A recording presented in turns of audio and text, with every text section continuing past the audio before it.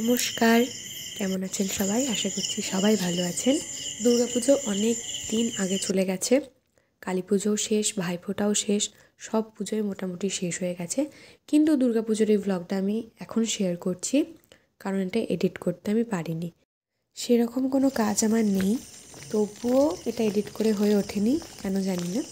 এটা সপ্তমীর সকাল, ভোরবেলা, তখন প্রায় 3:30 যখন আমি উঠি আর যখন আমি এখানে যাই তখন 4:30 মতো। আর এই যে আমাদের প্যান্ডেল, আর এখানে এই যে আমাদের মাকে কত মিষ্টি লাগছে। গিয়েই কিছু কাজ করতে বসে গেছি, পঞ্চপ্রদীপ সাজাতে। বেশি ক্লিপও নিইনি, কারণ ভোরের দিকে একই ঘুম ঘুম চোখ, তারপরে অনেক কাজ ছিল।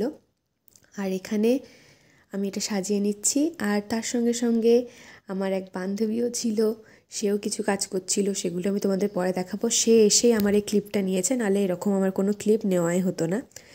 তো আমি সেই তখন থেকে পঞ্চপ্রদীপই সাজিয়ে যাচ্ছি, কেন জানি না, বা আমি সেই সময়তেই ক্লিপগুলো নিয়েছি। তোমাদের দুর্গাপুজো কার কেমন কেটেছে, তারপর কালী পুজো, ভাইফোঁটা কার কেমন কেটেছে আমাকে প্লিজ কমেন্টে জানিও।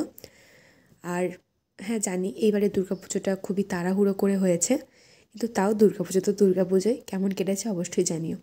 আর এই যে এই পিডিটা ও আলপনা দিচ্ছিল, এটা কেমন হয়েছে সেটাও তোমরা জানিও।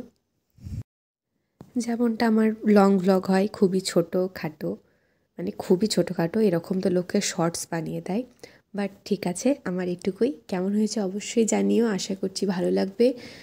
দুর্গাপুজোর ভ্লগ সব কিছু শেষে, ভাইফোঁটার শেষে আমি পোস্ট করছি। তো ভালো লাগলে ভালো বলো, খারাপ লাগলে খারাপ বলো। এটুকুই আজকের মতো, টাটা।